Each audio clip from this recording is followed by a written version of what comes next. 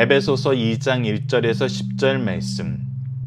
그는 허물과 죄로 죽었던 너희를 살리셨도다.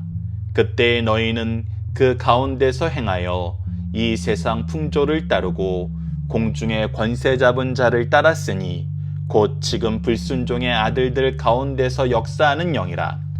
전에는 우리도 다 그 가운데서 우리 육체의 욕심을 따라 지내며 육체와 마음에 원하는 것을 하여 다른 이들과 같이 본질상 진노의 자녀이었더니 긍휼이 풍성하신 하나님이 우리를 사랑하신 그 큰 사랑으로 인하여 허물로 죽은 우리를 그리스도와 함께 살리셨고 너희는 은혜로 구원을 받은 것이라. 또 함께 일으키사 그리스도 예수 안에서 함께 하늘에 앉히시니 이는 그리스도 예수 안에서 우리에게 자비하심으로써 그 은혜의 지극히 풍성함을 오는 여러 세대에 나타내려 하심이라. 너희는 그 은혜에 의하여 믿음으로 말미암아 구원을 받았으니 이것은 너희에게서 난 것이 아니요 하나님의 선물이라. 행위에서 난 것이 아니니 이는 누구든지 자랑하지 못하게 함이라. 우리는 그가 만드신 바라 그리스도 예수 안에서 선한 일을 위하여 지으심을 받은 자니 이 일은 하나님이 전에 예비하사 우리로 그 가운데서 행하게 하려 하심이니라. 아멘.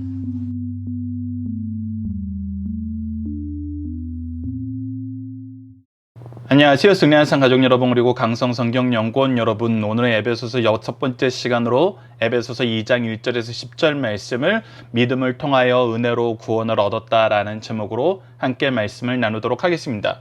우리 1장을 통해서 하나님의 뜻이 무엇인지 확인할 수 있었습니다. 특히 우리를 일꾼 삼으신 것은 하나님의 구속사를 전파하기 위해서 우리를 일꾼 삼으셨고, 이 일꾼 삼으심 안에서 우리가 성도의 교제를 이루면서 이 구속의 은혜를 나눌 수 있는 놀라운 역사가 우리에게 경험되고 있음을 확인할 수 있었습니다.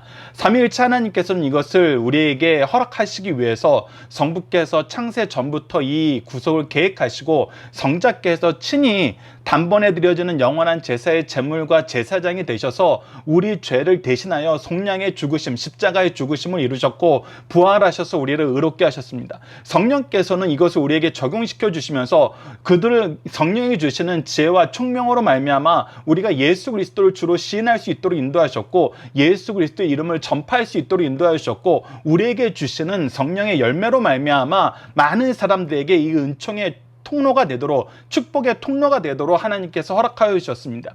이 은혜 가운데 세워진 것이 교회이고, 교회는 바로 예수 그리스도가 주인되고 이 세상을 통치하는 통치의 충만함이, 은혜의 충만함이, 하나님의 사랑의 충만함이 나타나는 것임을 우리가 확인할 수 있었습니다. 그리고 2장으로 넘어가면서 이 교회 안에서, 예수 그리스도의 이름 안에서 우리가 얻게 되는, 우리가 받게 되는 은혜의 충만함을 좀 더 구체적으로 소개해 주고 있습니다.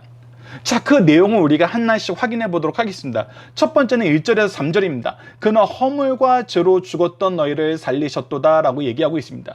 우리는 죄로 인하여 죽을 수밖에 없었습니다. 하나님의 공의로우신 언약 안에서 인간이 죄를 짓고 나서는 우리에겐 죽음을 이길 만한 어떤 의도 없었고 능력도 없었고 아무런 조건도 요구도 없었습니다. 오직 예수 그리스도의 은혜만이 우리를 살리실 수 있었습니다. 이 은혜가 얼마나 우리를 새롭게 하였는지를 우리의 과거의 모습을 통해서 확인할 수 있는데, 그 과거의 모습을 2절과 3절에서 좀 더 자세하게 설명해 주고 있습니다. 그때 너희는 그 가운데에서 행하여 이 세상 풍조를 따르고, 여기서 분명히 차이가 납니다. 하나님께서는 하나님이 보시기에 좋도록 이 세상을 만드셨습니다. 즉 하나님의 뜻을 따라서 사는 삶, 하나님의 은혜 안에서 하나님이 세우신 질서를 따라서 사는 삶, 하나님이 세워놓으신 선악의 기준을 따라서 사는 삶이 우리의 인생의 가장 아름다운 모습이고, 하나님이 우리에게 주신 가장 복된 모습이고, 우리가 하나님의 일꾼으로 이 세상을 사는 모습이었습니다. 근데 죄는 무엇을 바꿔버렸습니까? 이 선악의 기준을 하나님의 기준이 아니라 우리가 각자가 세우는 기준으로 바꾸게 만들어버렸습니다. 그래서 우리는 하나님의 뜻을 따르기보다는 세상 풍조를 따르는 삶을 살았습니다. 공중의 권세 잡은 자들을 따라서 우리가 보기에 좋고 우리를 유혹하는 그 유혹에 넘어가는 그런 삶을 살았습니다. 그것은 어떤 삶이냐면 지금 불순종의 아들들 가운데 역사하는 영, 즉 사탄의 영에 의해서 조종되는 삶이고, 이것은 필연적으로 그들이 우리에게 무엇인가 이익을 주는 삶이 아니라 그들이 우리와 함께 멸망으로 달려가기 위해서, 우리가 하나님 자녀된 것을 시기하여서 우리와 같이 망하기 위해서 우리를 유혹하는 헛된 유혹임을 우리가 확인할 수 있었습니다. 그러나 이거에서 우리가 벗어날 수가 없는 거예요. 이것을 이겨낼 어떤 힘도 없는 거예요. 어떤 의도 우리가 스스로 만들 수가 없는 거예요. 3절을 보시죠. 전에는 우리도 다 그 가운데에서 우리 육신의 욕심을 따라 지내며, 이 욕심을 이겨낼 수 있는 힘이 없는 것입니다. 이 욕심을 버리고 하나님이 주시는 은혜의 충만함을 들어가는 것이 훨씬 더 지혜롭고 훨씬 더 우리에게 풍요롭고 평화를 주고 참된 생명을 주고 능력을 주고 승리를 주는데도 이 욕심을 버릴 수가 없는 것입니다. 더 나아가서 육체와 마음이 원하는 것을 하여 다른 이들과 같이 본질상 진노의 자녀였더니, 그래서 스스로 진노로 더욱더 달려가는 것입니다. 진노를 받는 일을 우리가 힘써 행하게 되는 것입니다. 이것이 우리의 과거의 모습입니다. 우리의 과거의 모습이에요. 그런데 예수 그리스도의 통치 안에서, 이 교회 안에서 우리는 무엇을 경험하게 되냐면 그 놀라움이 바로 4절에서부터 7절입니다. 이전에는 진노의 자녀였던 우리가 어떤 자녀가 됐냐면 사랑받는 자녀가 되었습니다. 무엇으로 말미암아? 하나님의 긍휼의 풍성하심으로 말미암아, 하나님이 우리를 사랑하신 그 큰 사랑으로 말미암아 진노의 자녀가 사랑받는 자녀가 되었습니다. 두 번째는 보십시오. 허물로 죽은 우리를, 허물로 죽을 수밖에 없는 우리가 이제 생명을 얻고 이 생명을 전하는 삶을 살게 하셨습니다. 그리고 더 놀라운 것은 바로 6절입니다. 또 함께 일으키사 그리스도 예수 안에서 함께 하늘에 앉히시니, 즉 예수 그리스도께서 받으신 그 영광의 자리에 우리를 같이 인도하셔서 그 영광 가운데 거하게 하셨다는 것입니다. 죄만 짓던 우리가, 욕심에 휩싸여 있던 우리가 예수 그리스도의 영광에 참여하게 되었습니다. 그래서 7절은 이렇게 정리해주고 있습니다. 이는 그리스도 예수 안에서 우리에게 자비하심으로써 그 은혜의 지극히 풍성함을 오는 여러 세대에 나타내게 하려 하십니다. 즉 우리가 영광 가운데 앉아서 무엇을 하게 하냐면 이 예수 그리스도를 통한 하나님의 자비하심과 은혜의 풍성함이 어떤지를 선포하는 삶을 살게 하셨다는 것입니다. 그래서 우리의 삶은 무엇으로 가득 차야 되냐면 이 은혜에 합당한 삶으로, 은혜를 전하는 삶으로, 예수 그리스도의 일꾼된 삶으로 나아가야 된다는 것입니다. 8절을 보시죠.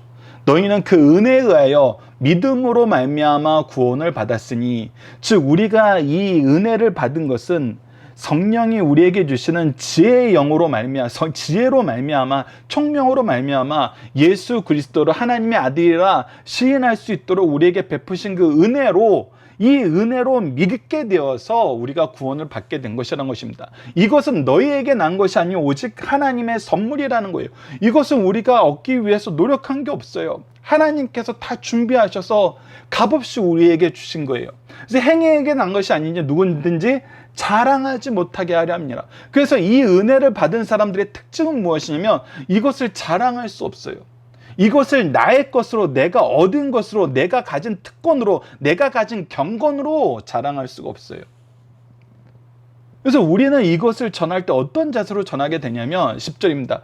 우리는 그가 만드신 바라 그리스도 예수 안에서 선한 일을 위하여 지으심을 받은 자니, 우리가 무엇인가를 한 것이 아니라 하나님께서 우리를 조성하여 주셨다는 거예요. 하나님이 내가 나되게, 하나님의 일꾼 되게, 자녀 되게 은혜를 충만하게 베풀어 주셨다는 거예요.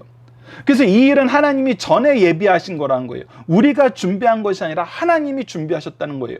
준비하신 그것을 이루게 하시는 분도 하나님이라는 거예요. 그래서 우리로 그 가운데 행하게 하려 하심이라. 하나님이 미리 전에 예비하지 않으셨으면 우리가 행할 수 없고, 하나님이 우리에게 이 은혜를 허락하시지 않았으면 우리가 행할 수 없고, 하나님이 우리에게 열매를 허락하지 않으셨으면 우리가 그 열매를 맺을 수 없는, 오직 은혜로 살고 은혜로 진행하고 은혜로 결과를 얻게 되는 이러한 삶을 살게 되었다는 것입니다.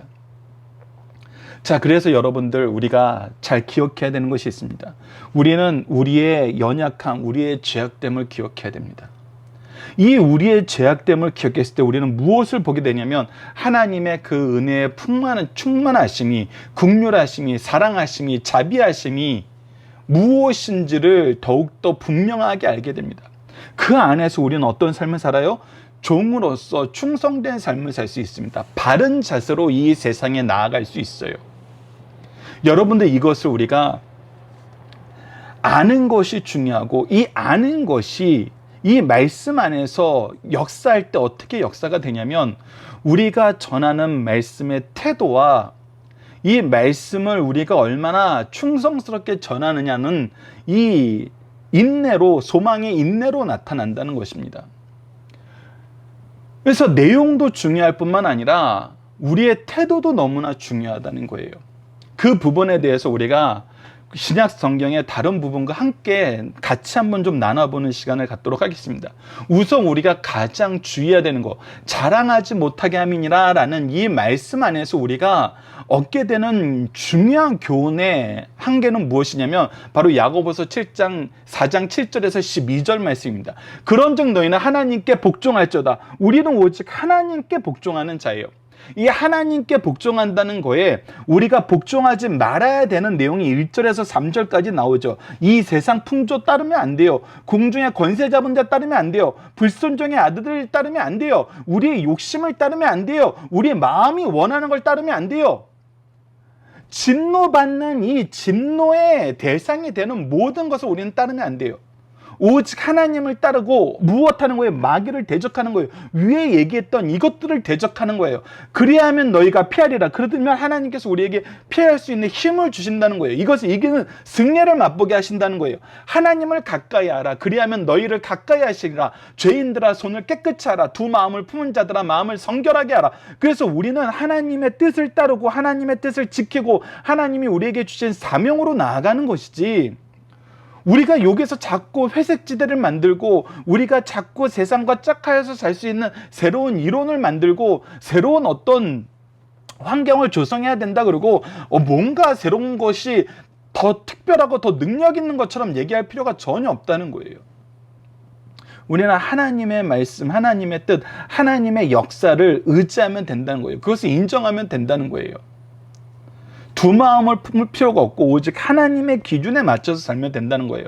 슬퍼하며 애통하며 울저다. 그래서 그 안에서 우리는 무엇을 하게 돼요? 우리는 회개의 심령을 갖게 돼요. 우리가 영혼들을 불쌍히 여기면서 오히려 죄악에서 벗어나지 못하는 저들을 보면서 우리에게 주신 은혜를 감사하면서 은혜의 빚진 자로서 오히려 우리는 슬피 울며 제사장의 기도를 드리게 된다는 것입니다. 너희 웃음을 애통으로 너희 즐거움을 근심으로 바꿀지어다. 그래서 우리가 즐거움을 찾는 것이 아니라 하나님의 은혜를 간구하는 삶을 찾게 되는 거예요. 주 앞에서 낮추라. 그리하면 주께서 너희를 높이시라. 그래서 오직 주님 앞에 있는 하나님의 임재 앞에 있는 영혼이 되어야 된다는 거예요. 그 자세가 중요하다는 거예요. 우리는 사람을 보고 일하지 않지만 동시에 사람들 앞에 서는 것이 아니라 항상 하나님 앞에 서는 이 자세가 너무나 중요하다는 거예요. 우리가 지금 있는 이 자리는 하나님께서 우리를 이 자리로 보내신 것이고 우리가 지금 직면한 이 상황은 하나님께서 우리에게 주신 상황이라는 거예요. 그래서 우리는 하나님께 항복하고 하나님의 은혜를 간구하고 하나님의 뜻을 지키는 삶을 사는 것이지, 이곳에서 우리가 무엇인가 이루고 무엇인가를 성취하고 무엇인가를 결과를 정해놓고 그 결과를 향해서 나아가는 삶을 사는 것이 아니라는 거예요. 그래서 뭐라 그러냐면, 형제들아 서로 비방하지 말라. 우리가 무엇인가를 정해놓고 행동하면은, 우리가 원하는 결과를 정해놓고 행동하면은 우리는 비방할 수밖에 없습니다. 우리가 하나님의 뜻을 순종하면은 하나님의 뜻은 모든 것이 협력하여 선을 이루시는 예수 그리스도를 사랑하고 그 사랑 안에서 거하는 사람들은 정말 교회 안에서, 가정 안에서 놀라운 균형과 놀라운 조화를 이루게 돼요. 이거는 하나님이 조율하시고 하나님이 선장되시고 하나님이 목자 되시기 때문에 너무나 당연한 거예요. 근데 우리가 원하는 무엇인가를 이루려고 하면, 우리가 원하는 어떤 것을 결과로 우리가 추구하다 보면은 우리는 비방하게 됩니다. 우리는 그를 평가하게 됩니다. 누구 탓을 하게 돼요. 그런데 뭐라 그러냐면 이것은 우리가 할 수 있는 일이 아니란 거예요. 형제를 비방하는 자나 형제를 판단하는 자는 곧 율법을 비방하고 율법을 판단하는 것이니라. 우리가 스스로 이 율법에 대해서 해석을 하고 율법에 대한 기준을 우리가 만들어서 이것이 옳은 기준이라고 우리가 스스로 이것을 선포하는 것이 된다는 거예요. 내가 만일 율법을 판단하면 율법의 준행자가 아니요 재판관이로다. 하나님께서는 하나님의 말씀을 준행하라고 주셨지 이것을 가지고 우리가 무엇인가를 판단할 수 있도록 우리가 재판관이 되도록 이 말씀을 주신 것이 아니란 거예요. 입법자와 재판관은 오직 한 분이시니 능히 구원하기도 하시며 멸하기도 하시느니라. 너는 누구에게 이웃을 판단하느냐라고 얘기하면서 이 판단하는 거, 우리가 스스로 재판관의 자리에 올라서는 거, 우리가 리더가 되었을 때 굉장히 자주 나타나는 실수 중에 하나가 무엇이냐면 우리가 우리가 심판이 되고 싶어 한다는 거예요. 심판은 재판관은 하나님 뿐이세요.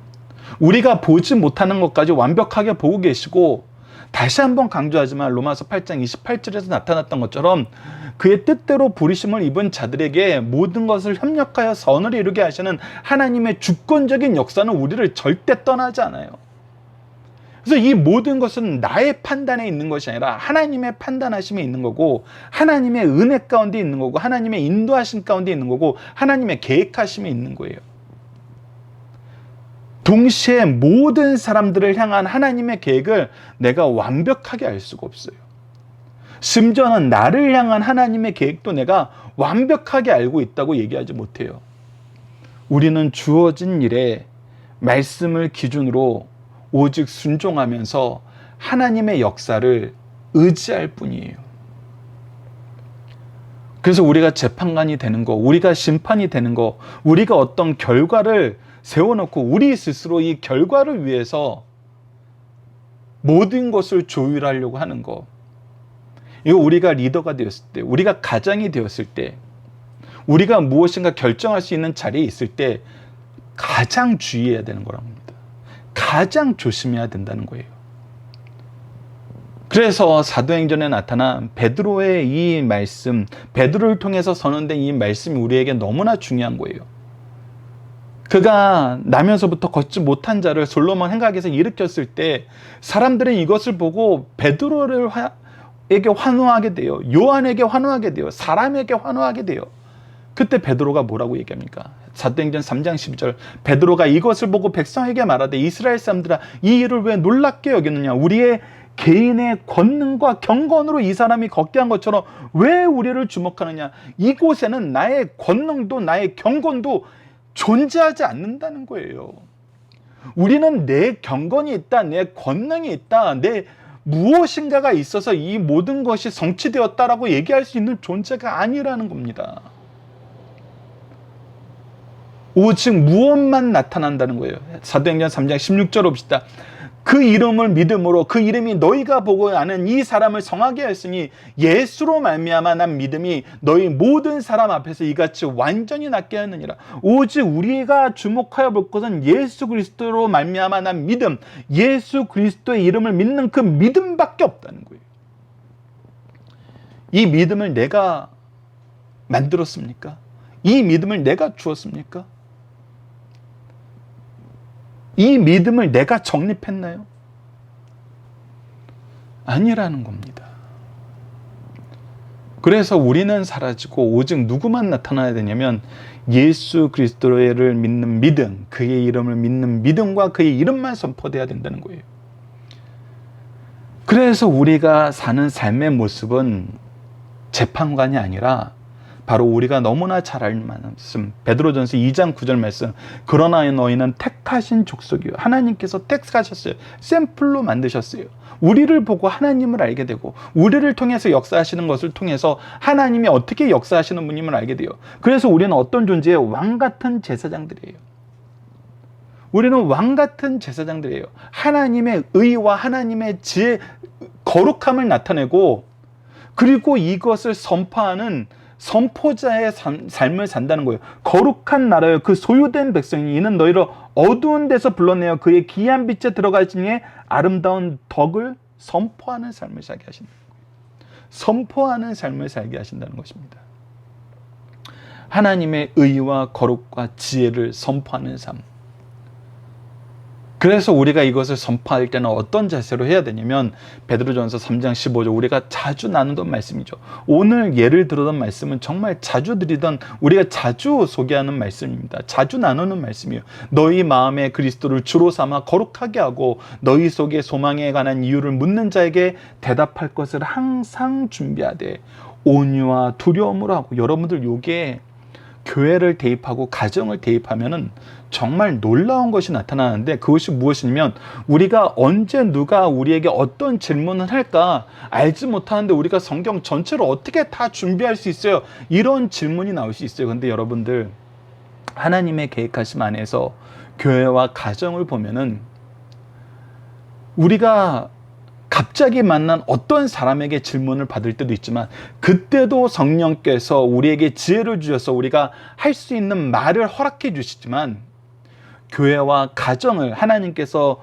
먼저 준비하셔서 이 안에서 우리가 성도의 교제를 나누게 하시고 누군가로부터 하나님의 말씀을 배우고 가르칠 수 있는 이 시스템을 만들어서 우리가 이 안에서 안전하게 성장할 수 있도록 인도하여 주셨을 때에는 우리에게 이 소망에 관한 이유를 묻는 자가 갑자기 나타나는 사람이 아니라는 거예요. 이 안에서 나에게 맡긴 영혼이란 겁니다. 바로 내 자녀들, 내 제자들, 나를 통해서 이 복음을 접하게 되는 모든 사람들. 그래서 우리는 이 사람들을 위해서 항상 주목하여 볼 줄 알아야 돼요. 이들에게 어떻게 하나님의 말씀을 전해야 될까? 어떻게 하나님의 말씀에 대해서 이것을 잘 설명할 수 있을까? 이 구속의 은혜에 대해서, 이 교회에 대해서, 가정에 대해서, 우리가 믿는 이 믿음에 대해서, 성령의 역사하심에 대해서, 창조에 대해서 우리는 어떻게 이야기할 수 있을까? 이것을 항상 준비하는 삶을 살라는 것입니다. 이것을 가르치기를 힘쓰라는 거예요. 이것이 우리가 자녀들에게 영적인 양식을 먹이는 것이고, 이 영적인 양식 안에서 사는 삶을 사는 거예요. 이 영적인 양식을 나누는 삶을 사는 거예요. 이것이 우리에게 반드시 있어야 된다는 것입니다. 자, 본문의 중심 사상입니다. 우선 서론적인 부분을 봅시다. 성부 하나님께서 창세 전에 우리를 택하시고 성자 예수께서 십자가상에서 구원을 성취하시고 성령께서 이루어 놓으신 구원을 믿음으로 받아들이도록 역사하셨다는 것을 에베소 1장에서 보였어요. 이것을 간단하게 정리하면 성부께서 구원을 계획하시고 성자께서 구원을 성취하시고 성령께서 이 구원을 우리에게 적용시켜 주신다는 거예요. 이렇게 귀한 은혜를 베푸신 이유는 그의 기쁘심 을 따라 은혜의 영광을 찬양하게 하려는 데 있어요. 우리로 하여금 하나님을 찬양하고 하나님과 함께하고 하나님의 영광을 바라보고 그 영광 안에서 영광을 드러내는 삶을 살게 하시겠다는 거예요. 바울 사도는 이 귀한 은혜를 깨닫고 하나님이 주시는 은혜와 능력 가운데 살기를 간절히 기도하였어요. 에베소서 2장 내용은 다음과 같습니다. 첫 번째는 그리스도를 믿음으로 받아들이는 모든 사람은 종족의 구별 없이 구원을 받는다는 거예요.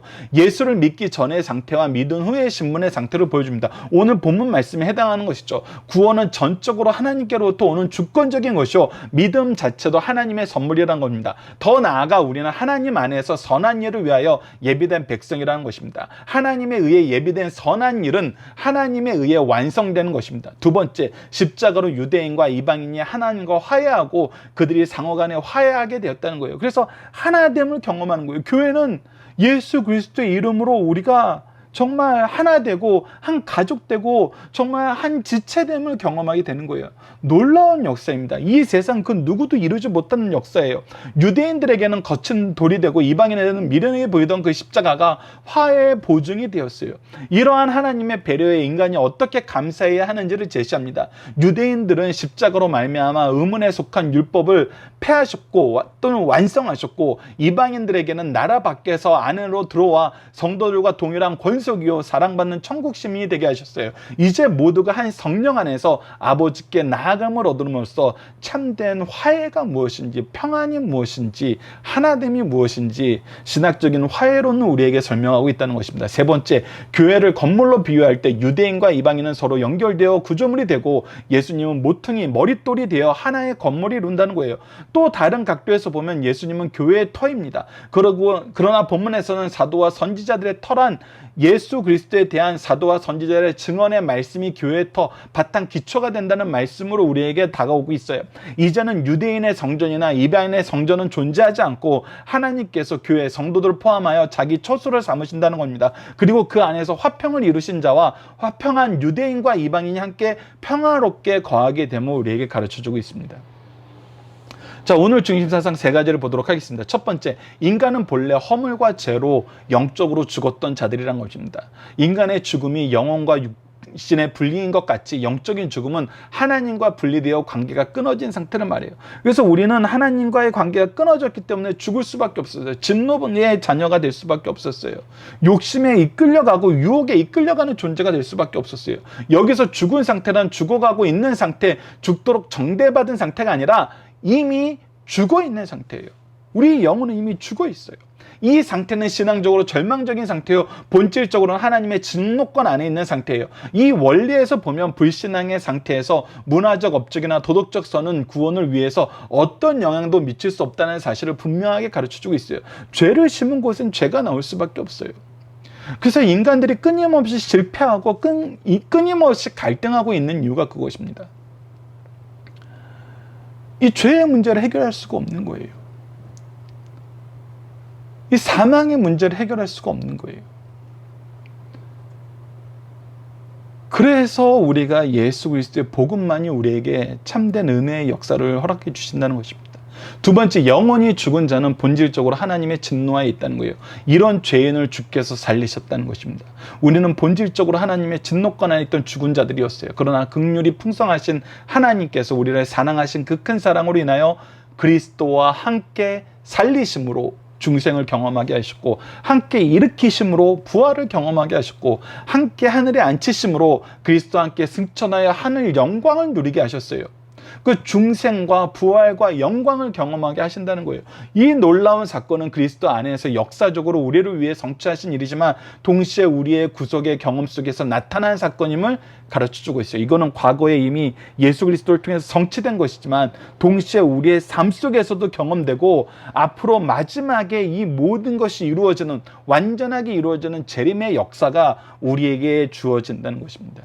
세 번째, 하나님께서 나를 택하신 이유는 하나님의 은혜의 풍성을 여러 세대에 나타내게 하려 하신다는 겁니다. 우리를 그리스도와 함께 살리시고 일으키시고 하늘에 앉히신 목적은 하나님의 자비하심으로 그 은혜의 지극히 풍성함을 오는 여러 세대에 계시 전하기 위함이란 거예요. 하나님은 주권적인 역사로 구원을 우리에게 값없이 선물로 주심으로 인간의 교만을 꺾고 자랑치 못하게 하셨어요. 이를 깨달은 성도들은 하나님께서 자신을 지으신 선하신 뜻을 발견하고 그 뜻대로 살아야 하나님의 선하신 뜻을 성취하게 된다는 사실을 가르쳐줍니다.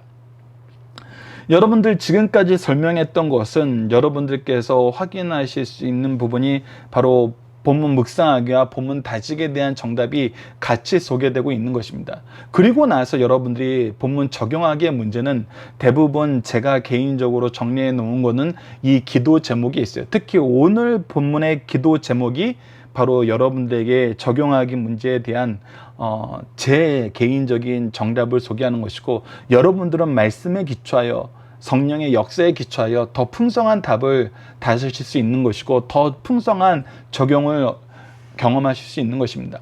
자, 이번 주 공동 기도 제목은 그리스도를 통해 우리가 어떻게 자녀 되었는지, 일꾼 되었는지 바로 알고 이 은혜의 일꾼이 되어서 사랑하는 사람들을 섬기게 하여 주소서입니다. 오늘 본문 말씀을 통해서는 진노의 대상에서 사랑받는 자, 죽어 마땅한 자에서 생명을 나누는 자, 비천한 자리에서 영광의 자리에 참여하게 되게 하심을 감사합니다. 이것이 우리가 예수 그리스도를 통해서 얻게 된 신분의 변화이고 하나님의 사랑과 은혜의 충만함이에요. 우리도 이제 진노의 대상, 죽어 마땅한 자, 비천한 자에게, 우리가 이렇게 욕하는 사람들 얼마나 많습니까? 우리가 이스를 버리는 게 아니에요. 이런 사람들에게 우리를, 이런 상태에 있던 우리를 사랑하시고 생명을 주시고 영광에 동참하게 하셨던 거죠. 우리는 그런 사람들에게 예수 그리스도의 사랑을, 예수 그리스도의 생명을, 예수 그리스도의 영광을 어떻게 전해요? 온유함과 두려움으로. 온유함은 모든 것을 포용하면서 먼저 사랑하고 더욱 사랑하고 끝까지 사랑하는 이 마음입니다. 그리고 두려움이라는 것은 우리의 의지대로, 우리의 뜻대로 무엇인 것이 이루어지는 것이 아니라 오직 하나님의 뜻만 성취되기를 바라는 마음입니다. 이 온유함과 두려움으로 전하게 하여 주소서 기도하는 우리 승리한 상 가족 여러분들, 강성성경연구원 여러분들에게 기도합니다. 감사합니다.